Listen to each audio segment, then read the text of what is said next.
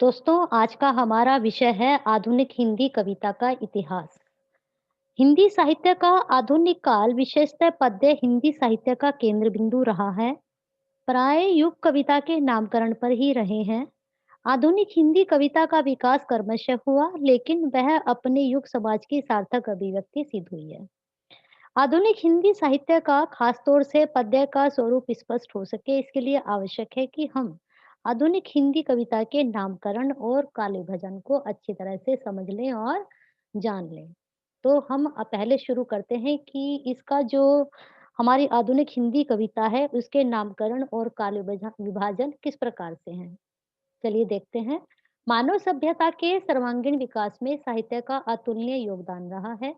आधुनिक काल में भारतीय साहित्य गद्य कई प्रयोगों अनुप्रयोग से समृद्ध हुआ। 1850 आधुनिक काल से हिंदी साहित्य के इस युग में कई बदलाव हुए। भारतीय में राष्ट्रीय और स्वतंत्रता संग्राम का उदय हुआ। आजादी की लड़ाई जीती गई। जनसंचार के विभिन्न साधनों का भी विकास हुआ।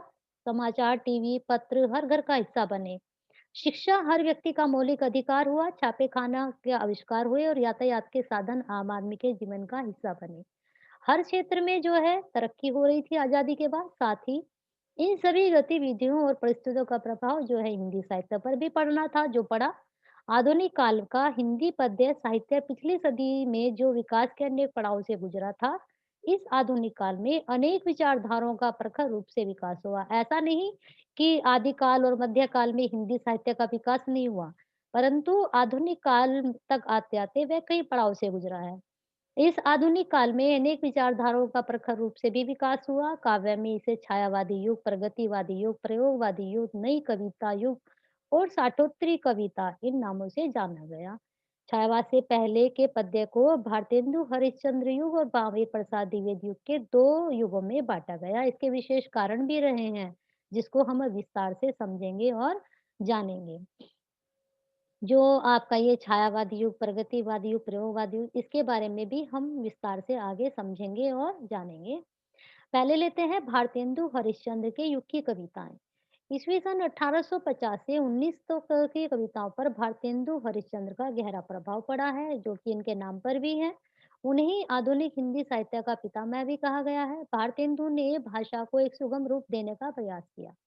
इनके काव्य साहित्य के प्राचीन एवं नवीन का मेल देखने को मिलता है। इन्होंने भक्तिकालीन, रीतिकालीन परंपराओं को भी लिया है, तो आधुनिक नूतन विचार भी दिए। अपनी कविताएँ उन्होंने इस आधार पर रची हैं। इन्होंने भक्ति प्रधान, श्रृंगार प्रधान, देश प्रेम प्रधान तथा सामाजिक समस्या प्रधान कविताएँ की। ऐसा नहीं कि इन्होंने आधुनिकता में आकर ये देशभक्ति की कविताओं के साथ-साथ इन्होंने जो है श्रृंगारिक भी लिखा और भक्ति भी लिखा। भारतेंदु हरिश्चंद्र ब्रजभाषा से खड़ी बोली की ओर हिंदी कविता को ले जाने का प्रयास किया। उन्होंने जो ब्रजभाषा थी, ब्रजभाषा बिल्कुल खत्म नहीं हो गई थी आधुनिक काल में। उसका वर्चस्व इतना नहीं रहा था जितना कि खड़ी बोली का हो चुका था। इनके युग में अन्य कई महानुभाव ऐसे हैं जिन्होंने विविध प्रकार हिंदी साहित्य को समृद्ध किया। इस काल के प्रमुख कवि हैं भारतेंदु हरिश्चंद्र जी के साथ प्रताप नारायण मिश्र, राधाचरण गोस्वामी और अंबिका दत्त व्यास, जिनका महत्वपूर्ण योगदान रहा आधुनिक काल में। फिर आते हैं महावीर प्रसाद द्विवेदी के युग पर। सन 1900 के बाद 2 दशकों पर महावीर प्रसाद द्विवेदी प्रभाव स्पष्टता से देखा जा सकता है, इसलिए युग को द्विवेदी युग भी कहते हैं। सरस्वती पत्रिका के संपादक के रूप में वे उस समय के पूरे हिंदी साहित्य पर छाए रहे। उनकी प्रेरणा से ब्रजभाषा हिंदी कविता से हटती गई और खड़ी बोली ने उसका स्थान ले लिया। अब जैसा कि अभी-अभी हमने जाना था कि भारतेंदु युग में ब्रजभाषा भी रही और खड़ी बोली, परंतु महावीर प्रसाद द्विवेदी के युग में जो वो ब्रजभाषा पूरी तरह से हटी हटती चली गई और खड़ी बोली ने उसका स्थान लेती चली गई। भाषा को स्थिर, परिष्कृत एवं व्याकरण सम्मत बनाने में पंडित महावीर प्रसाद द्विवेदी ने बहुत परिश्रम किया। जैसा कि वहाँ पर नहीं थी वो शुद्ध, लेकिन यहाँ तक आते-आते वह शुद्ध होती चली गई।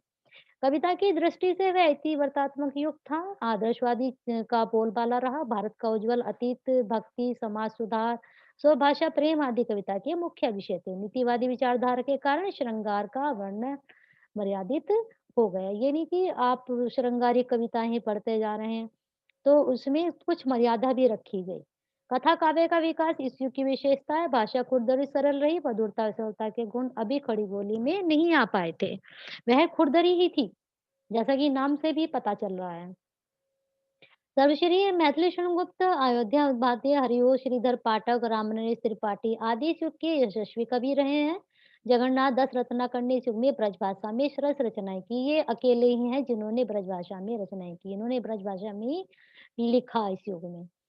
और इनके अलावा विद्या सिंह उपाध्याय, रामचरित उपाध्याय, रामनरेश त्रिपाठी, मैथिली शरणगुप्त ये सब योगदान दिया इन सब ने। छायावादी युग की कविता फिर सन 1920 के दौर में हिंदी में कल्पनापूर्ण स्वच्छंद भावुक कविताओं की फिर एक बाढ़ सी आ गई। यह यूरोप के रोमांटिसिज्म से प्रभावित थी। भावशैली, छंद, अलंकार सब दृष्टियों से यह नवीन था। भारत की राजनीतिक स्वतंत्रता के बाद लोकप्रिय हुई इस कविता को आलोचकों ने छायावादी युग का नाम दिया। छायावादी कवियों की उस समय भारी कटु आलोचना भी हुई, परंतु वह निर्वाह तथ्य है। आधुनिक हिंदी कविता की सर्वश्रेष्ठ उपलब्धि इसी समय के कवियों द्वारा हुई। जयशंकर प्रसाद, निराला, पंत जी, महादेव वर्मा जी इस युग के प्रधान कवि के रूप में जाने जाते हैं। अब है उत्तर छायावाद। यह काल भारतीय राजनीति में भारी उथल-पुथल का काल रहा है। राष्ट्रीय, अंतर्राष्ट्रीय कई विचारधाराओं और आंदोलनों का प्रभाव इस कविता पर पड़ा। द्वितीय विश्व युद्ध के भयावह परिणाम के प्रभाव से भी इस काल की कविता बहुत हद तक प्रभावित है। निष्कर्षतः राष्ट्रवादी, गांधीवादी, विप्लववादी, प्रगतिवादी, यथार्थवादी, हालावादी कविताएं इसी काल में लिखी गईं। इस काल के प्रमुख कवि हैं बाल माखनलाल चतुर्वेदी, सुभद्रा कुमारी चौहान, नरेंद्र शर्मा, शिवमंगल सुमन, नागा अर्जुन, केदारनाथ अग्रवाल। अब आते हैं हम प्रगतिवादी युग की कविताओं पर।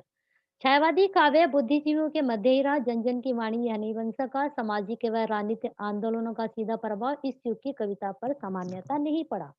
संसार में समाजवादी विचारधारा तेजी से फैल रही थी। सर्वहारा वर्ग के शोषण के विरुद्ध जनमत तैयार होने लगा। इसकी प्रतिछाया हिंदी कविता पर भी पड़ी और हिंदी साहित्य के प्रगतिवाद का युग का जन्म हुआ। 1900 तो इसके बाद की हिंदी कविता ऐसी प्रगतिशील विचारधारा से ही प्रभावित है। 1936 में प्रगतिशील लेखक संघ के गठन के साथ हिंदी साहित्य में मार्क्सवादी विचारधारा से प्रेरित प्रगतिवादी आंदोलन की भी शुरुआत हुई। इसका सबसे अधिक दूरगामी प्रभाव हिंदी आलोचना पर पड़ा। मार्क्सवादी आलोचकों ने हिंदी साहित्य के समूचे इतिहास को वर्ग संघर्ष के दृष्टिकोण से पुनर्मूल्यांकन करने का प्रयास आरंभ किया। प्रगतिवादी कवियों ने नागार्जुन, केदारनाथ अग्रवाल, त्रिलोचन के साथ नई कविता के कवि मुक्तिबोध और शमशेर को भी रखा जाता है। आगे देखिए प्रयोगवादी नई कविता की युग की कविता। दूसरे विश्व युद्ध के पश्चात संसार भर में घोर निराशा तथा अवसाद की लहर फैल गई थी। जब दूसरा विश्व युद्ध हुआ तो संसार भर में इसका साहित्य पर भी असर हुआ, साहित्य पर भी इसका बहुत प्रभाव पड़ा है। आगे के संपादन में 1943 में तार सप्तक का प्रकाशन हुआ, तब से हिंदी कविता में प्रयोगवादी युग का जन्म हम मान सकते हैं।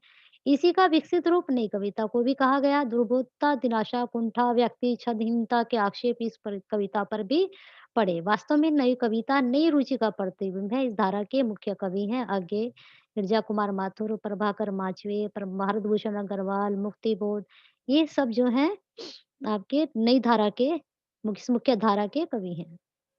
कुंवर नारायण, केदारनाथ सिंह कालांतर में कई सम विषम परिस्थितियों घटनाओं से प्रभावित होते भी आधुनिक हिंदी खड़ी बोली कविता ने भी अल्प समय में उपलब्धि के उच्च शिखर प्राप्त कर लिए।